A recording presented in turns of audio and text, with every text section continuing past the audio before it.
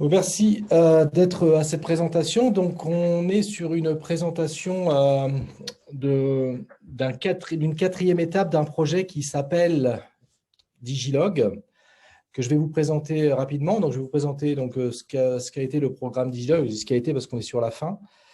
Quels ont été les constats des études de faisabilité, ensuite des résultats d'une enquête qu'on a fait sur les compétences numériques et enfin des besoins en compétences que nous avons identifiés. Donc, ce que je vous propose, si vous avez des questions, vous les mettez dans le chat. Je vous fais la présentation dans un premier temps et s'il y a des questions, je les prendrai par la suite. Digilog, c'est un programme, un dispositif d'accompagnement à la digitalisation de la supply chain des entreprises de la vallée de la Seine, donc principalement Normandie et Île-de-France. Il a plusieurs objectifs. Il avait plusieurs objectifs qui étaient évidemment de partager des bonnes pratiques, d'expliquer un petit peu toute cette digitalisation, accompagner les entreprises dans cette digitalisation nécessaire et incontournable aujourd'hui, avec un focus sur les supply chains des entreprises. Il a été porté par la région Normandie, la région Île-de-France et la Vallée de Seine.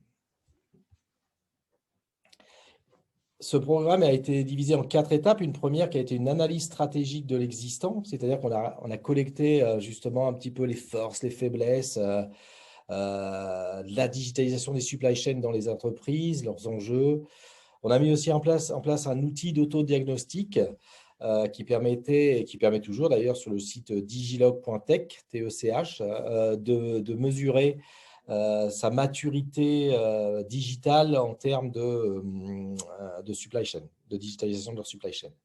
On a aussi produit des rapports socio-économiques pour certaines filières à l'issue de cette première étape. La deuxième partie, elle a été plus une partie dite de sensibilisation, de partage de bonnes pratiques. On devait faire des visites de sites, mais le Covid est arrivé en plein entre deux. On a un peu pivoté pour plutôt organiser des webinaires, mais toujours dans le même esprit. Partager, montrer un petit peu ce qui a été fait dans les entreprises au niveau de la digitalisation de leur supply chain. C'était aussi le début de la détection de projets, c'est-à-dire qu'on permettait aux entreprises aussi de nous dire, voilà, aujourd'hui, on a des projets où on a des questions, des réflexions au niveau de la digitalisation. La troisième partie, qui a été la plus longue, je dirais, ce sont les études de faisabilité, les études d'opportunité. Je rappelle, une étude de faisabilité, c'est une manière de vérifier la pertinence d'un projet de digitalisation. Comprenez bien que quand on fait un projet, on ne va pas se lancer comme ça, corps et âme. Il va falloir faire ce qu'on appelle une étude de faisabilité ou une étude d'opportunité pour vérifier vraiment nos besoins, enfin les besoins de l'entreprise, le fonctionnement actuel de l'entreprise et envisager la solution ou les solutions ou les scénarios qui pourraient être mis en place en termes de solutions digitales et enfin mesurer le retour sur investissement par une analyse financière investissement versus économie. La quatrième partie de ce projet, et c'est celle qui nous concerne aujourd'hui, c'est l'impact des compétences numériques initiées par cette digitalisation. Donc, on est parti sur le fait de dire, on a commencé par faire un constat de tout ce qu'on avait vu pendant nos études de faisabilité. Qu'est-ce qu'on a vu pendant ces études de faisabilité? Qu'est-ce qu'on a observé? On a observé tout d'abord qu'on avait une digitalisation qui était très fonctionnelle. Les dirigeants d'entreprise ont plus une visualisation d'une digitalisation fonctionnelle qu'une transformation digitale de l'entreprise. On en a eu, mais peu. Qu'est-ce que j'entends par digitalisation fonctionnelle? Voilà, on a un besoin bien identifié et on a besoin de digitaliser cette partie-là. On n'a pas vraiment rencontré d'entreprise qui avait une vision long-termiste d'une transformation de l'entreprise par le digital. Un deuxième constat, c'est que le travail en mode projet n'est pas très impliqué dans la culture des entreprises. Encore une fois, je ne dis pas qu'on n'en a pas vu, mais globalement, on est quand même dans des organisations souvent verticales, un peu en silo. La fonction d'amélioration continue, on l'a rencontrée une seule fois. Alors, je n'avais pas précisé, mais on a eu 20 études. Sur les 20 études, on l'a rencontré une seule fois où il y avait une personne qui était vraiment assignée à l'amélioration continue. Donc, quand on est dans une amélioration continue, hein, donc on est en train de regarder en permanence ce qu'on peut faire au sein de l'entreprise pour améliorer, comment dirais-je, les processus, on est plus enclin évidemment à aller vers des solutions de digitalisation. Un autre constat qu'on a fait, c'est les directions informatiques. Encore une fois. Vincent, excuse-moi, mais les slides ne passent pas. On reste bloqué sur la slide Ah là là, 1. merci Florence. Bah, Merci. c'est Claire aussi qui a vu ça. Ah oui, Je n'étais pas sûre que ce soit moi qui ça bloque chez moi uniquement. ah bah je parle, puis voilà. Alors, là, vous ne le voyez toujours pas? Là, Et là, c'est bon. Ouais, mais là, est-ce que vous voyez quand je bouge là? Oui. Là, vous avez quoi? Vous avez résultat du Résultat du questionnaire en ligne, on a là. D'accord. Et là, on est bien revenu sur le constat des études de Oui, faisabilité. D'accord. Bah, autant pour moi, excusez-moi, je pensais que ça défilait. pas de souci. Donc, vous n'avez pas vu les autres, mais bon, voilà. Donc, ce que je vous ai dit au départ sur le programme d'accompagnement, bon, après tout, voilà, sur les 4 fameuses étapes. De toute manière, ce webinaire sera en replay. Donc, le cas échéant, vous pourrez le retrouver. Et puis, cette présentation sera distribuée aussi dans un second temps. Donc, les 4 étapes et les constats dont je parlais. D'accord? Donc, voilà. Donc, un autre constat était les directions informatiques qui restent on a observé qu'ils étaient très techniques, très infrastructure, pas nécessairement très orientés sur la digitalisation. La digitalisation est vue souvent plus comme un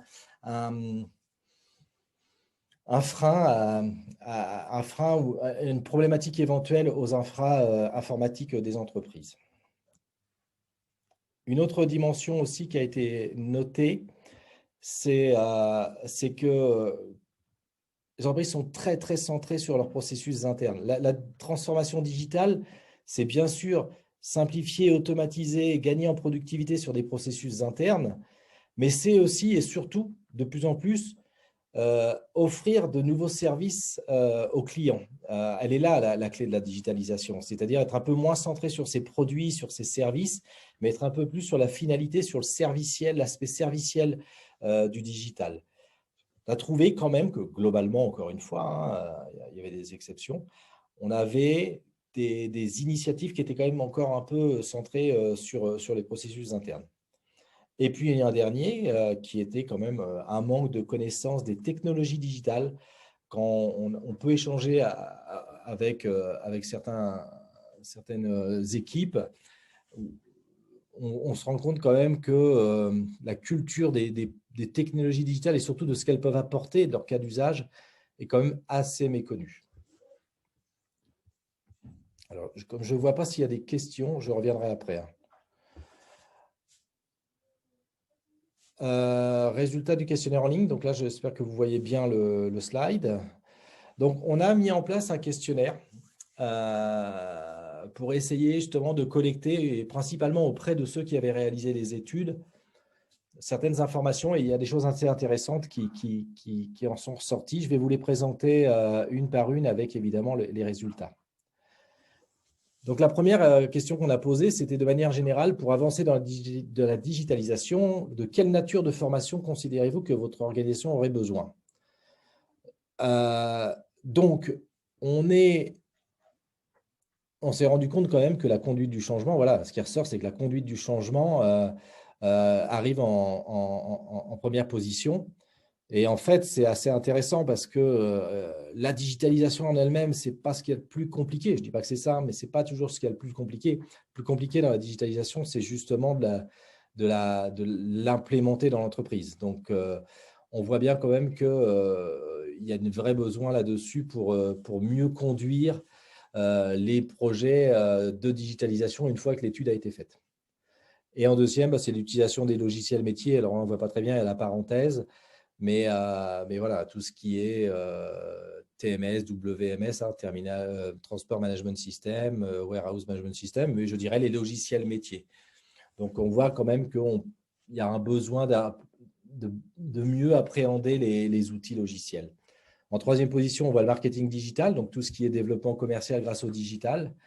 On sent le besoin, voilà. Et cybersécurité, c'était un peu une surprise que ça ressorte, mais c'est très bien. Et puis la gestion de projet aussi, on va y revenir un peu après. Une autre question qu'on a posée, c'est envisagez-vous de vous doter d'un poste de responsable de la transformation numérique?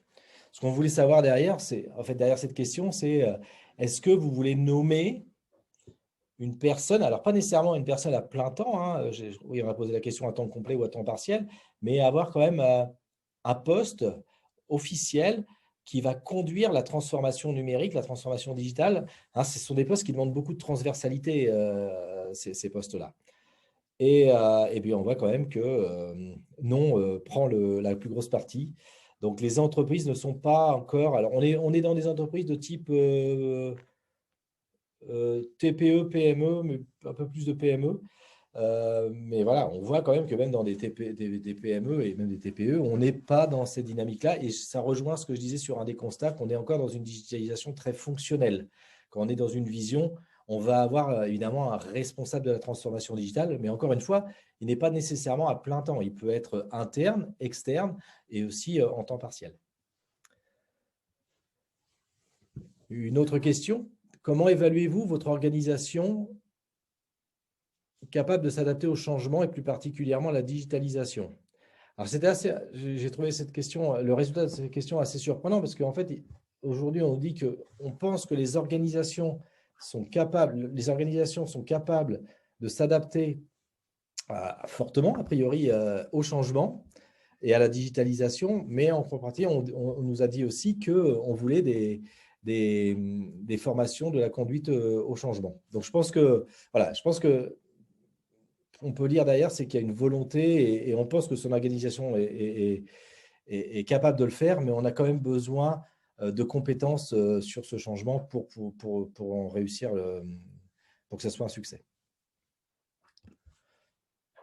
Alors, la question, celle-ci, c'était comment vos collaborateurs sont-ils formés au numérique? Eh bien, la réponse numéro 1, c'est qu'ils ne sont pas formés au numérique. Donc, voilà, si vous êtes organisme de formation sur ce webinaire, vous voyez qu'il y a quand même quelque chose à mettre en place. Les organismes externes ne sont pas spécialement récupèrent la moins bonne note. Donc, je pense qu'il y a aussi une offre à améliorer pour les organismes de formation. Alors, cette question-là, elle était un petit peu différente, elle est très RH. Évaluez-vous les compétences numériques des candidats lors de vos recrutements? Pourquoi on a posé cette question? Parce qu'on pense aussi qu'aujourd'hui, quand on fait un recrutement, on va évaluer ses compétences techniques, bien sûr. C'est ce qu'il a fait comme étude, ce qu'il sait faire techniquement parlant. On va évaluer beaucoup ses compétences comportementales, hein, qu'on appelle les soft skills.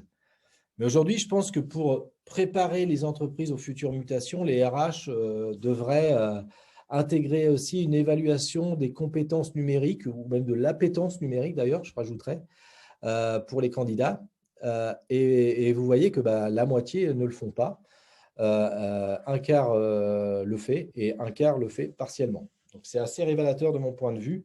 C'est quelque chose qui devrait, alors peut-être dans les formations RH, intégrer pour que demain, les RH intègrent vraiment cette partie-là, puisque le digital va être de plus en plus présent au fil des années.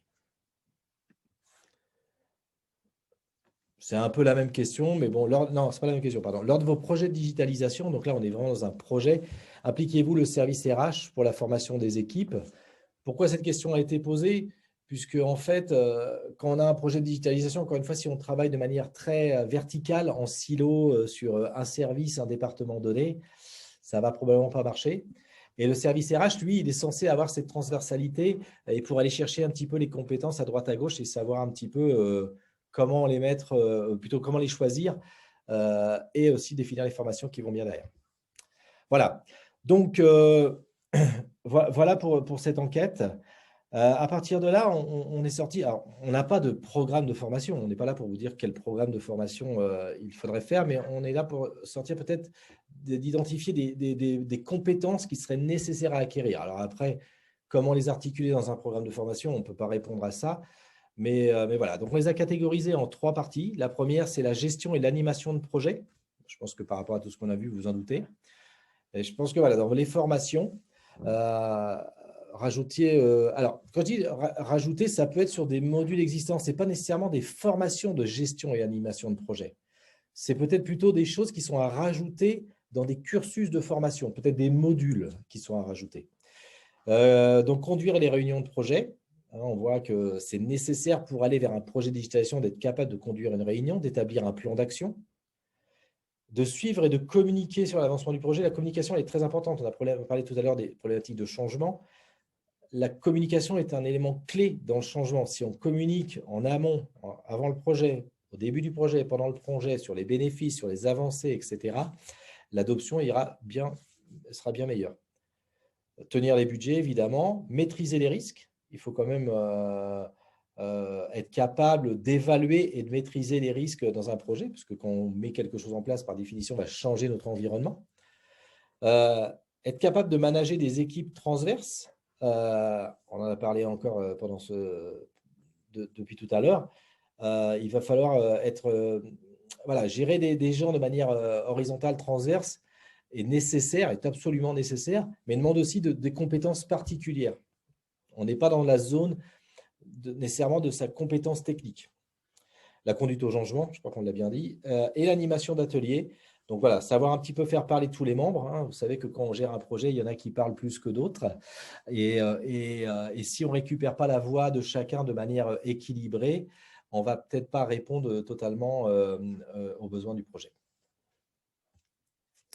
Donc ça, c'était sur la gestion et l'animation de projet. L'autre qu'on a identifié, donc qu'on a catégorisé sur la capacité d'analyse. On a parlé je vous ai parlé des études d'opportunité. Quand on fait une étude d'opportunité, je vous ai expliqué un petit peu les processus précédemment. Voilà, ça ne s'improvise pas. Il faut quand même être en mesure de savoir ce que c'est une étude d'opportunité et comment la mener. Il faut être capable de collecter, analyser, voire utiliser les données de l'entreprise pour justement aller définir les solutions, les scénarios qu'on pourrait mettre en place. Cartographier les processus. Avant de voir où on doit aller, il faut savoir déjà où on est. Donc, être en mesure de faire une analyse de l'existant, du processus sur lequel on veut s'attaquer. La compréhension des structures organisationnelles. Voilà, donc bien comprendre, être capable d'avoir la compétence de comprendre comment fonctionne l'entreprise, pas que sur un organigramme, de manière un petit peu plus complexe. La compréhension des systèmes d'information de l'entreprise, donc comprendre un petit peu comment ça marche au niveau des infrastructures, mais aussi et surtout des logiciels, des applications, et comment ils sont interconnectés en interne et aussi éventuellement en externe, si ça existe. Calculer un retour sur investissement et être capable de l'analyser. Donc ça, c'est une technique quand même qui ne s'improvise pas non plus. Alors là, on était sur la partie étude d'opportunité. À la fin, une fois qu'on dit on y va ou on n'y va pas, si on y va, il faut être en mesure éventuellement de rédiger un cahier des charges plus élaboré pour pouvoir derrière faire un appel d'offres à des prestataires, à des fournisseurs qui vont mettre en place la solution. Alors, ça peut être des solutions existantes, packagées, ou des solutions à développer. Et enfin, des techniques d'utilisation. Je pense, alors ça c'est un autre constat qu'on a fait aussi, mais je pense que c'est une recommandation qu'on peut faire. Alors, c'est peut-être plus sur des formations peut-être un petit peu plus techniques, mais voilà, aujourd'hui, demain, on va avoir de plus en plus des équipements de réalité augmentée, des drones, des GPS, voilà, des équipements très, très digitaux, des tablettes, voilà, tout ce genre d'équipements. Et je pense qu'aujourd'hui, préparer aussi les futurs professionnels, ou même des professionnels en reconversion d'ailleurs, à utiliser ces équipements digitaux afin d'être à l'aise, d'être, comment dirais-je, voilà, pas contrarié par ce genre d'équipement au niveau de l'interface est important. Et puis évidemment, l'utilisation d'applications digitales. Alors là, j'ai mis les TMS et les WMS, les Transport Management System et les Warehouse Management System, parce qu'on est sur de la logistique, mais il y a d'autres logiciels, il y a d'autres applications, des choses avec des codes barres, comment lire un code barre, etc. Alors, ça peut paraître simple si on a 20 ans. peut-être un peu moins si on en a un peu plus. Voilà, donc voilà ce que je voulais partager avec vous. Et pour terminer la présentation, on a aussi chez LSN un constat qui est qu'on entend beaucoup auprès de nos adhérents que les entreprises ont beaucoup de mal à recruter aujourd'hui. Alors, dans le transport et la logistique de manière générale, beaucoup de mal à trouver du personnel, etc. Et je pense que justement, il faut aussi un peu valoriser ces métiers, ces formations. Et peut-être qu'en mettant un peu plus de digital, on pourrait justement répondre à des problématiques, à la problématique de l'attractivité, rendre un peu plus attractif l'industrie que de les faire des formations très traditionnelles, j'allais dire, comme on pouvait faire avant. Je vais vous donner un exemple qui vient en tête.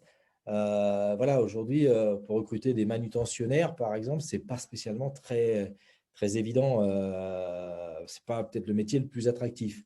Mais aujourd'hui, il y a des solutions digitales, il y a des robots, par exemple, qui vont attraper, qui vont, avec un bras articulé, pardon, prendre une palette et la déposer. Et derrière, vous avez un opérateur sur une tablette qui pilote ce robot avec son bras articulé.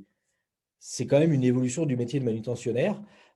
Et des personnes qui ne voulaient peut-être pas être manutentionnaires parce que c'est physiquement extrêmement difficile pourraient voir les choses différemment avec des solutions comme celle-ci vers lesquelles de toute manière les industries vont. Donc voilà, c'est juste un petit exemple qui me vient à l'esprit, mais peut-être mettre dans les formations justement un peu plus les évolutions pour rendre ces métiers du transport et de la logistique plus attractifs.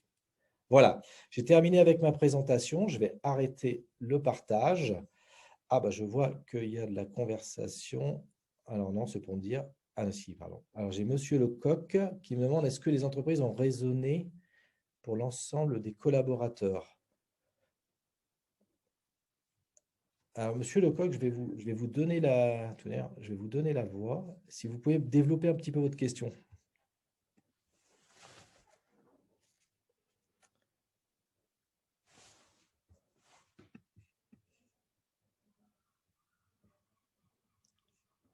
Monsieur Lecoq?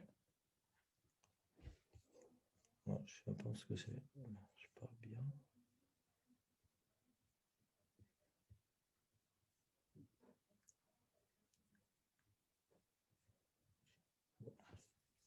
Est-ce que vous m'entendez? Ah, ça y est, c'est bon. D'accord, bon, j'espère que tout le monde m'entend. Je voulais vous remercier pour cette présentation très intéressante et qui présente bien quel est l'enjeu de la formation et du management à tous les niveaux sur la transformation du numérique et du digital dans les métiers, notamment dans les métiers de la logistique et supply chain. Et ma question, c'est de savoir si les entreprises ont raisonné, lorsque vous les avez interrogées, du métier d'opérateur jusqu'au métier d'encadrement intermédiaire et au métier, voilà, au métier plus terrain, parce que je vois bien que la problématique est peut-être une problématique managériale, mais comment est-ce qu'ils pensent pouvoir faire descendre ces nouvelles compétences jusqu'au plus bas niveau de qualification dans leurs entreprises? Alors, c'est une bonne question. Alors, les questions ont été posées au travers d'un formulaire et oui, on leur demandait de répondre sur tous les pans de l'entreprise. Donc, en théorie, ils ont répondu oui.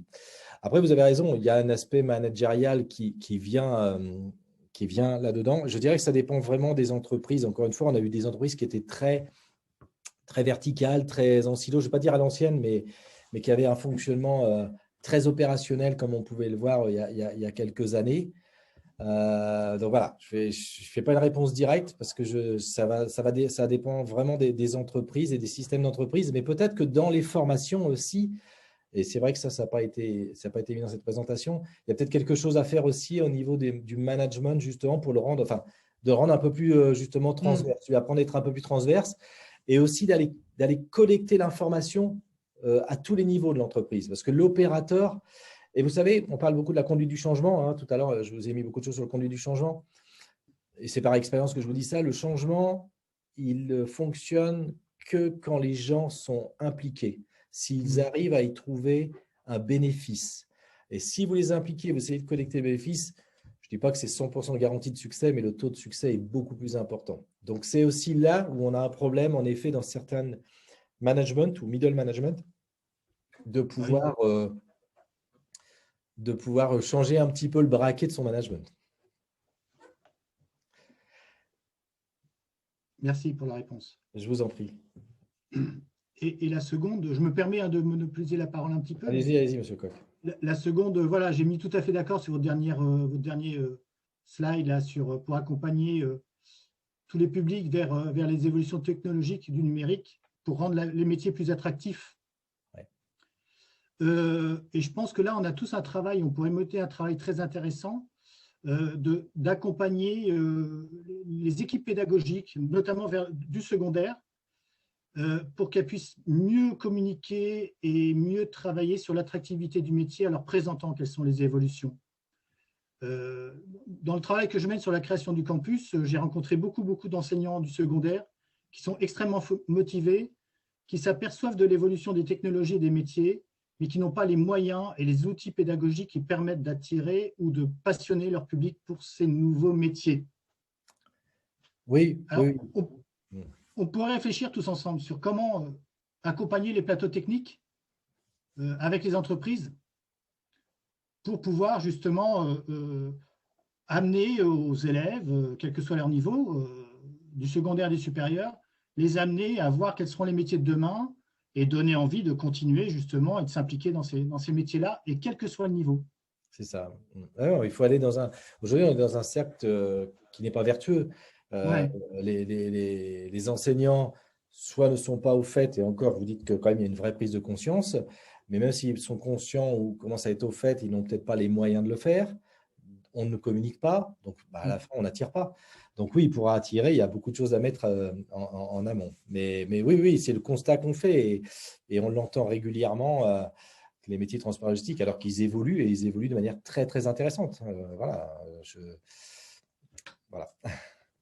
Non, mais là, c'est un sujet, voilà, c'est un vrai sujet, et moi, je ne sais pas qui de Logistique Seine-Normandie est présent à cette… Voilà, mais bon, c'est l'engagement du campus de travailler avec vous à ce niveau-là, et avec l'agence de l'orientation aussi de la région, hein. Et puis, mais aussi d'impliquer, pourquoi pas, les adhérents de Logistique Seine-Normandie pour accompagner la dotation des plateaux techniques avec des financements complémentaires. Enfin, voilà. Voilà, il faut qu'on soit dans cette relation gagnant-gagnant et qui permette, si vous voulez, sur l'attractivité des métiers à tous les niveaux, de compléter les plateaux techniques pour que ces plateaux techniques-là sortent des formations académiques et diplômantes, hein, mais qu'on aille plus loin sur la professionnalisation de ces futurs salariés d'entreprise. On est d'accord. Et puis au-delà de ça, si je peux compléter, c'est Florence, monsieur Lecoq, pour LSN. Bonjour. Les plateaux techniques ont ce double intérêt aussi de pouvoir sécuriser les parcours d'embauche et de pouvoir vraiment mettre les gens en situation. Et ça, c'est vraiment très intéressant aussi pour nous parce qu'effectivement, ça évite aussi de se retrouver avec des gens qui finalement se retrouvent formés par des entreprises voilà, parce que ils ont entendu parler d'un métier et qu'on leur dit que voilà, c'est l'issue pour peut-être travailler demain.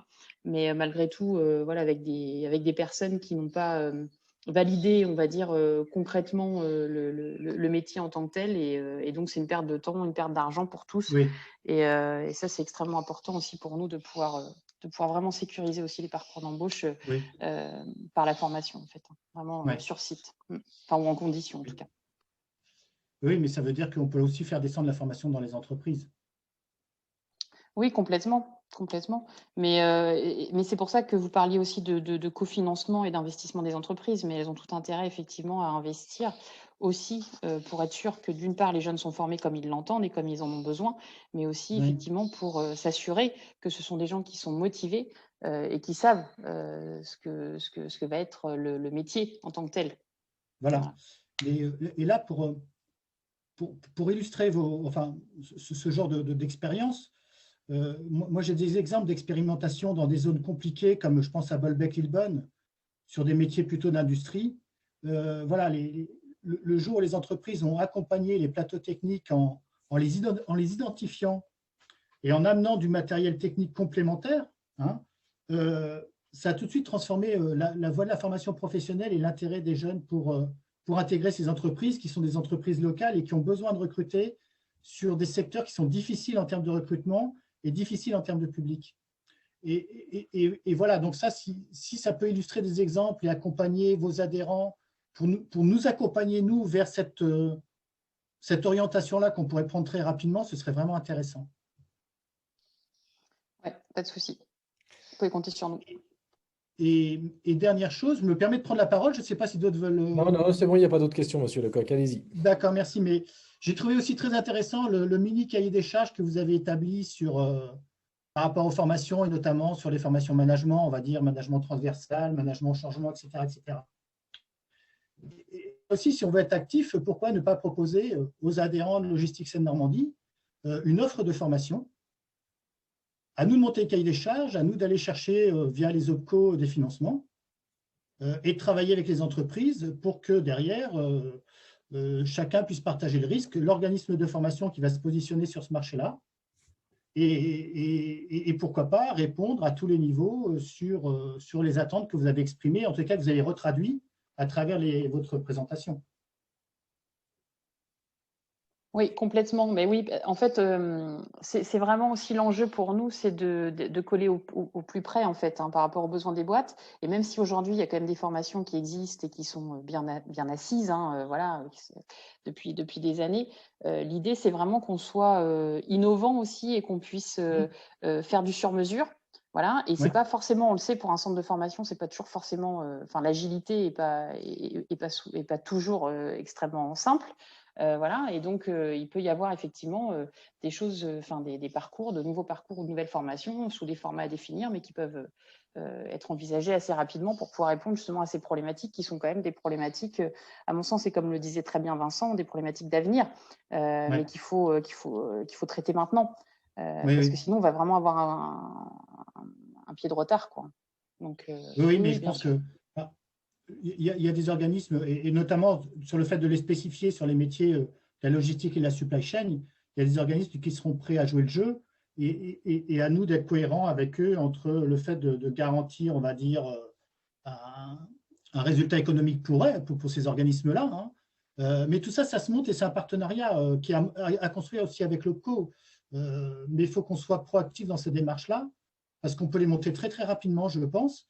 Et vous pourriez les présenter quasiment très, très rapidement sur un catalogue de formation ad hoc qui répondra à ces problématiques-là. Et si déjà vous avez interrogé une vingtaine d'entreprises, ça peut déjà faire 20 collaborateurs qui peuvent être intéressés potentiellement sur ce type de formation. Oui, potentiellement, mais je pense que ça peut aller plus loin que ça. L'idée, Voilà. si vous voulez, au travers de cette étape 4, on ne pouvait pas collecter plus que 20 entreprises, mais au travers de nos expériences d'études de digitalisation, donc on est quand même sur du concret et de ce formulaire de questionnaire en ligne, je pense qu'on a réussi à avoir une bonne vue générale de ce qui était nécessaire. Et pour aller un peu dans le sens de ce que disait Florence aussi, voilà, après, aujourd'hui, bon, peut-être qu'il faudrait qu'on réfléchisse un peu plus loin, comme vous le dites, mais déjà, l'ambition de cette présentation, c'est au moins de dire vers quoi devrait évoluer, alors peut-être des nouvelles formations, mais en tout cas, vers quoi devraient évoluer certaines formations existantes ou rajouter quelques ingrédients pour justement répondre peut-être plus aux besoins. Et ça vient du terrain qu'on a eu sur ces programmes, sur ce dispositif Digilog. Et c'est en ça que je trouvais que c'était intéressant de partager et de conclure ce dispositif au niveau des compétences numériques. Tout à fait. Mais bon, je pense qu'on aura l'occasion de se revoir, donc Monsieur Lecoq est là-dessus pour échanger. Oui, parce que au contraire, si moi je peux vous accompagner, vous aider et travailler justement sur, par exemple, voilà, sur un cahier des charges qui pourrait, voilà, il faut voir comment après vous souhaitez concrétiser ce travail-là, quoi. Ça, on pourra en reparler, Monsieur Lecoq, avec Karine, qui s'excuse d'ailleurs, elle est en congé aujourd'hui, mais parce que je pense que ça, c'est un sujet, mais il y en a d'autres. Donc, il faut vraiment qu'on prenne le temps de se poser et puis de voir quelles sont les formations qu'on pourrait proposer. Vous le disiez très bien, dans un catalogue à soumettre à nos adhérents. Et puis, parce qu'il y a d'autres sujets qui, à mon avis, seraient intéressants aussi d'évoquer. Donc, à ce moment-là, on se prévoit un petit point là-dessus. Oui, parce que si vous voulez, il faut qu'à la limite, pour parler un peu bottement, à la limite, passez-moi des commandes et on va regarder ensemble comment on peut les quantifier sur les années à venir et être interactifs l'un envers l'autre. Et que, voilà. Donc, il faut qu'on se réunisse très rapidement et puis qu'on fasse un plan d'action par rapport à tout ça, en se fixant des priorités. Mais il y a déjà des travaux qui sont menés. Et je peux vous dire qu'hier, j'étais avec l'inspectrice chargée des formations logistiques et supply chain sur le secondaire. Et elle m'a dit, si demain, il faut mettre des actions en place sur les plateaux techniques des établissements, c'est parti, quoi. Et j'ai présenté le projet du campus à toute une équipe pédagogique. J'ai présenté aussi ce qu'était Logistique Seine-Normandie. Et il y a 5-6 profs qui sont venus à la fin en disant, nous, on y va, quoi, on est partant. Donc, ça veut dire que la dynamique, elle est en train de se créer et il faut y aller, quoi. Parfait. On est dans les starting blocks. Voilà. On va prendre rendez-vous prochainement, très prochainement. Bon, je vais conclure ce webinaire. On avait dit 45 minutes, il est 43. C'est bien, au niveau timing, on est bien. Il n'y a pas eu d'autres questions. Eh bien, écoutez, je vous remercie pour vos participations, vos questions. Et puis voilà, demain, je vais l'enregistrer. Donc, je mettrai ça sur la chaîne YouTube de Logistique Seine-Normandie très prochainement. Merci et au revoir. Merci, au revoir. Merci.